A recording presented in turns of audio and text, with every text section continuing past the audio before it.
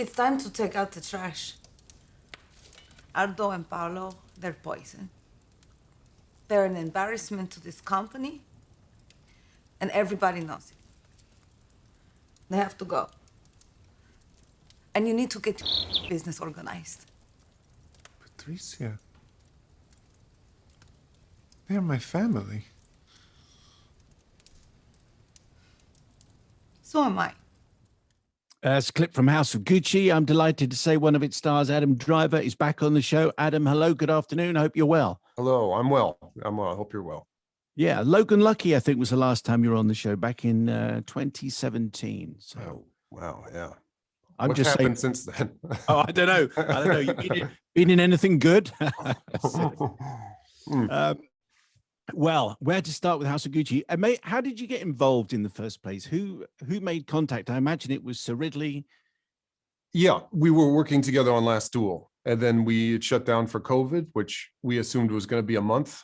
And then it turned into about 6 months when things started shaping up until people figuring out how to work together or get back on set and finish Last Duel. And in the interim, when I was in New York, Ridley sent me the script for Gucci.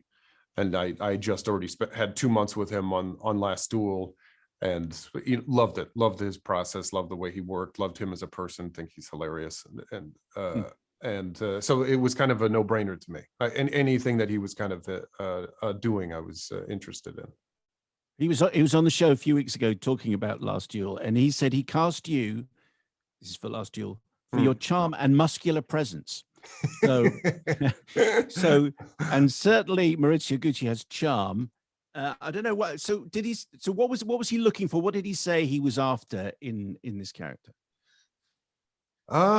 He didn't give me one specific thing. He really liked the idea of it being a 3-act structure, like a 3-act play. We would talk about that a lot. And the way he shoots actually feels like theater in the round because there's so many cameras. There's 4 to 6 cameras. So you're not really focused on where one angle is, or you're worried about one frame or 2 frames. You sometimes you don't even find cameras until you're in the middle of the scene and you look up and there's a whole crew of people wearing black. So the idea of someone who starts the most vulnerable, and he didn't really make decisions for himself. He had such a small rebellion of going to school as a lawyer. But I think the end goal was for him to go into the Gucci family, even though he was resistant about it. How do you start with someone who is the most wise about the pitfalls of Gucci, the power and the money, and how he's seen pollute his father and his uncle, who has this line at the beginning of, you have a piece of the cake and then you'll want the whole thing. Someone who is aware of what is toxic about being seduced by that, and then winds up being seduced by it because he falls in love, and then really doesn't come into his own until it's too late. When he gets distance from the family, does he start to become his own man? So we talked about that. Someone who is uncomfortable in his skin until he by the end of the movie is the most realized version of himself. Yeah, because at the start of the film, he's sort of gauche and naive, and by the end, I don't know, you could say he was cold and cynical. I don't know, it's quite an ambivalence there.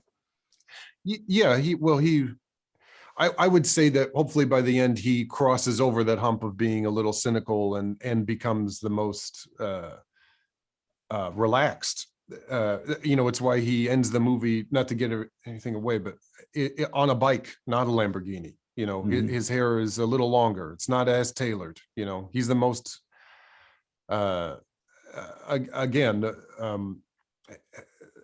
the most faculty. And in that shot that you're talking about, which we see at the beginning of the movie and at the end of the movie, you smile to yourself. A very confident, but a very satisfied, beautiful smile. And I was thinking, okay, that's. I wonder what is he?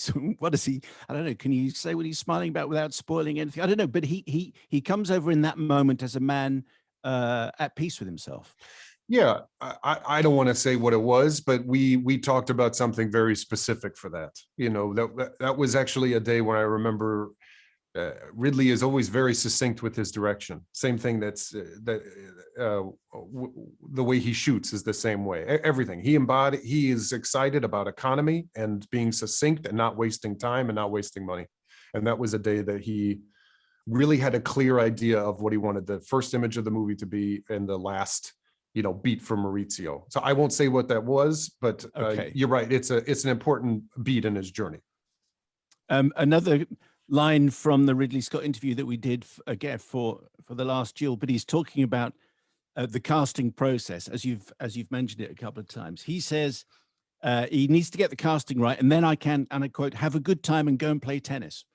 So that's a certain economy. Did you? But once it had been explained to you, did you jump right in? Were you absolutely there for it straight away?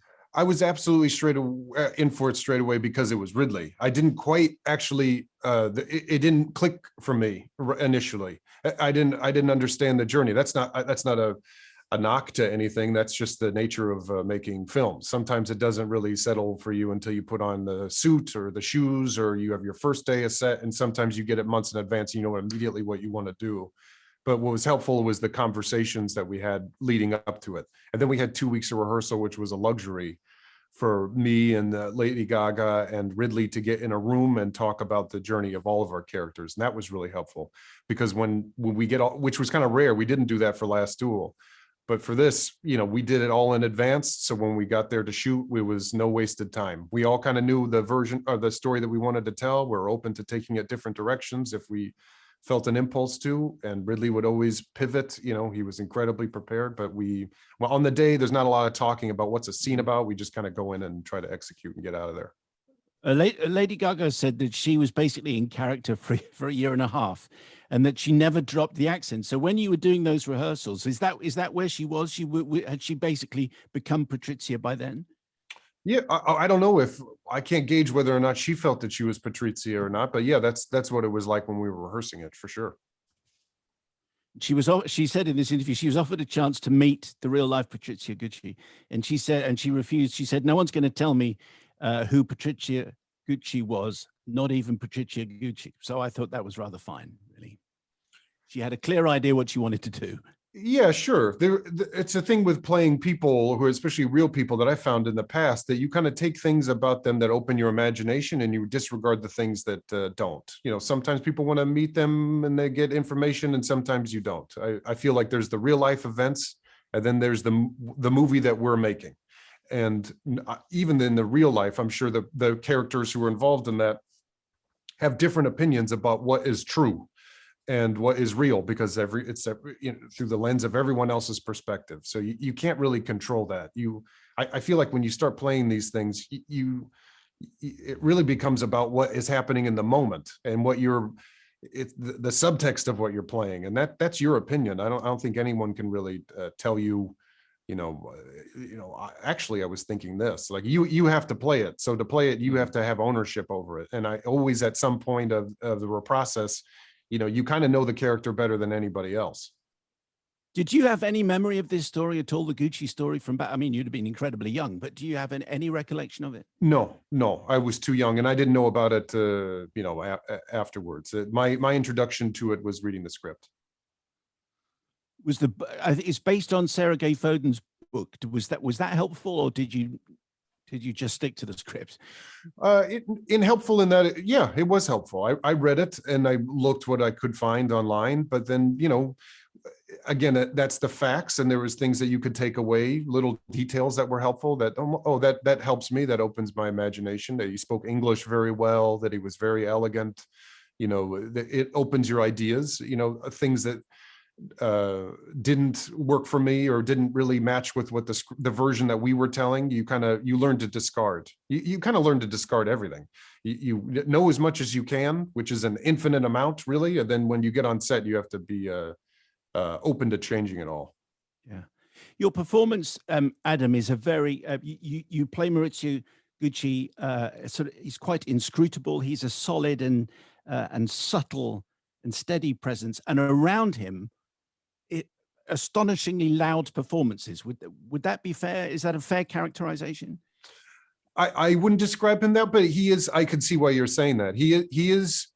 Everyone in his life made decisions for him until he started making decisions for himself. But that wasn't until later. I always thought of him as someone he's had distance from it, and you know, similar to his mother died when he was very young, and that was a huge part of his life. And I think that that comes from, I think, her being a little outside it. He's always kind of felt outside, I think, of the family, and was wise about seeing it from a distance. What is toxic about that environment? But he never could really make decisions for himself, as even when it came to who he dated. When they first meet, there's no chance that this is going to happen again. And he's seduced by this person who is so outside of his world. And finally, for the first time, breaks off from his father. Even taking over for the company wasn't a decision that he made. It was just, it was by happenstance, because his father died and he wasn't able to kind of pick up the torch, but Patrizia was.